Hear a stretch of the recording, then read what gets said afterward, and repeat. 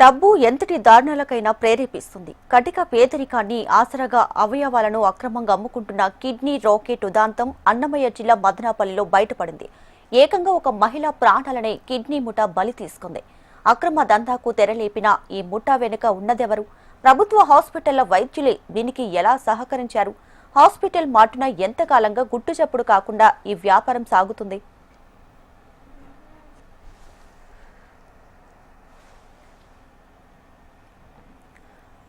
అన్నమయ్య జిల్లా మదనపల్లి కిడ్నీ దందాకు కేంద్రంగా మారి రాష్ట్ర వ్యాప్తంగా ప్రకంపనలు సృష్టిస్తుంది.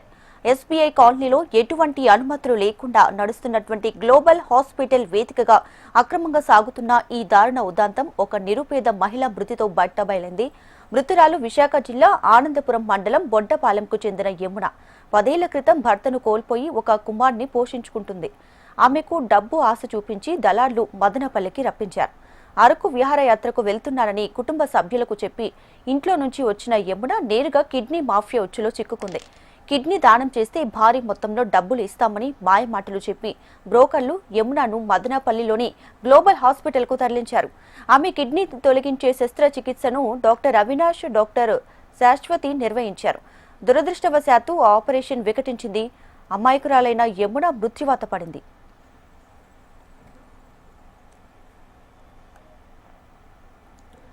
ఇక దారుణం బయటపడుతుందని భయంతో ముఠా సభ్యులు యమున మృతదేహాన్ని గుట్టుచప్పుడు కాకుండా విశాఖకు తరలించే ప్రయత్నం చేశారు. పంపకాల్లో వచ్చిన తేడా వల్లే ఈ కిడ్నీ అమ్మకం వ్యవహారం బయటపడింది. మృతురాలి సంబంధికుడు సూరిబాబు ఇచ్చిన సమాచారం మేరకు పోలీసులు రంగంలోకి దిగారు. పోలీసుల ప్రాథమిక విచారణలో షాకింగ్ నిజాలు వెల్లడయ్యాయి. కిడ్నీ రాకెట్లో ప్రభుత్వ వైద్యులు, సిబ్బంది ప్రమేయం ఉన్నట్లు తేలింది.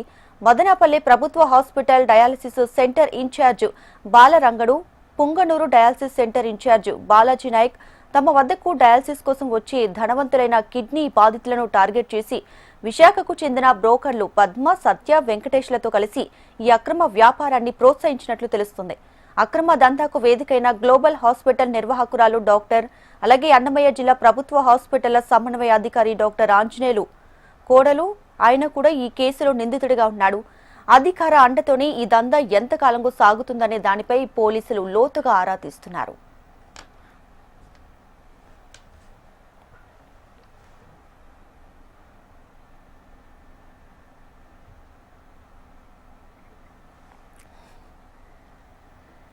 తమ కుమార్తెను అరకు విహారయాత్ర పేరుతో మాయమాటలు చెప్పి కిడ్నీ రాకెట్ కు బలి చేశారని యమున తల్లి ఆవేదన వ్యక్తం చేస్తున్నారు. తమ బిడ్డ మరణానికి కారణమైన వారిని కఠినంగా శిక్షించాలని డిమాండ్ చేస్తూ కుటుంబ సభ్యులు న్యాయం కోసం వేడుకుంటున్నారు. కేసు నమోదు చేసిన పోలీసులు ఇప్పటి వరకు డాక్టర్లు, బ్రోకర్లు సహా పలువురిని అదుపులోకి తీసుకున్నారు. వారిపై చీటింగ్, మానవ అవయవాల అక్రమ రవాణా, హత్య తదితర సెక్షన్లపై కేసు నమోదు చేసి విచారణ చేస్తున్నారు. ఇక జిల్లా వైద్య శాఖ అధికారులు హుటాహుటిన గ్లోబల్ హాస్పిటల్ ను సీజ్ చేశారు. అక్రమంగా హాస్పిటల్ నడుపుతున్న హాస్పిటల్ నిర్వాహకులపై కఠిన చర్యలకు ఉపక్రమించారు.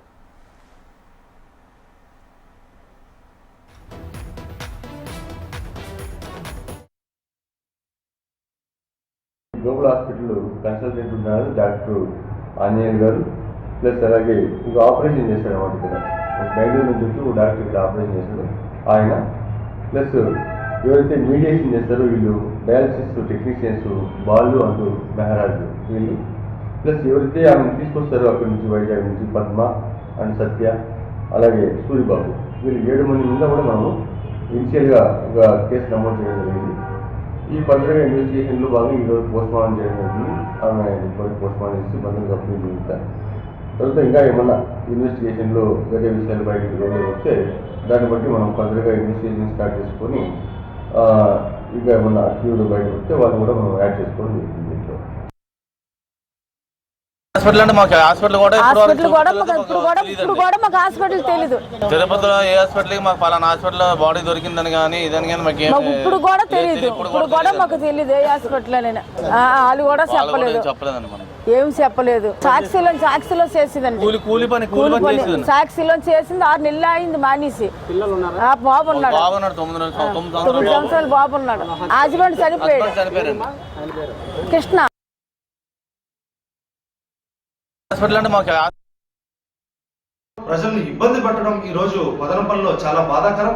కావున ఇప్పటికైనా అధికారులు స్పందించి వీటన్నిటిపైన ఇన్స్పెక్షన్ నిర్వహించి ఏవైతే హాస్పిటల్స్ ఇట్లా కిడ్నీ రాకెట్ వ్యవహారం లాగే ఇంకా చాలా దోపిడీలు జరుగుతున్నాయి మదనపల్లిలో, ఆ దోపిడీలన్నింటినీ కూడా అరికట్టే విధంగా చర్యలు తీసుకోవాలా. మరీ ముఖ్యంగా కలెక్టర్ గారు, సబ్ కలెక్టర్ గారు వాళ్ళకి చాలా రైట్స్ ఉంటాయి గవర్నమెంట్ హాస్పిటల్ పైన. వారు వాటిని వారానికి ఒకసారన్నా కనీసం ఇన్స్పెక్షన్ చేసి లేదా నెలకు ఒకసారో 2 సార్లు ఇన్స్పెక్షన్ చేసి అక్కడ పేద ప్రజలకి వైద్యం అందేలాగా చర్యలు తీసుకోవాలని చెప్పి ఈ సందర్భంగా కోరుకుంటున్నాం. హాస్పిటల్లో చనిపోయింది, ఎలా చనిపోయింది, అసలు ఏంటి విషయం అంటే కిడ్నీ మార్పిడి చేసామండి, పిడిచి వచ్చి చనిపోయింది అమ్మాయికి అన్నారు. అదేంటండి, ఒక ఆరోగ్యంగా ఉన్న అమ్మాయికి కిడ్నీ మార్పిడి కిడ్నీ తీయడం అంటే కిడ్నీ మార్పిడి ఎందుకు చేశారు, మీరు ఎవరినడి చేశారు అని మనం క్వశ్చన్ ఇచ్చామండి. క్వశ్చన్ ఇస్తే వాళ్ళు తద్దిన పడి మీరు ఎక్కడున్నారు చెప్పండి, మేము బయలుదేరి వస్తామని చెప్పడం జరిగింది. అయితే మేము తిరుపతిలో ఒక లాడ్జీలో ఉన్నామండి, అవతల టీము మా టీము లాడ్జీలో రూమ్ తీసుకుని ఉన్నాం, బాడీ ఎక్కడో ఉందండి, హాస్పిటల్ పేరు చెప్పండి మేము హాస్పిటల్కి వెళ్తాం అని చెప్పానండి. అయితే అప్పుడు వాళ్ళు రెస్పాండ్ అవ్వలే. తర్వాత ఆనందపురం పోలీస్ స్టేషన్ మా లోకల్ సర్కిల్ ఇన్స్పెక్టర్ గారికి, ఎస్ఐ గారికి విషయం చెప్పడం జరిగింది.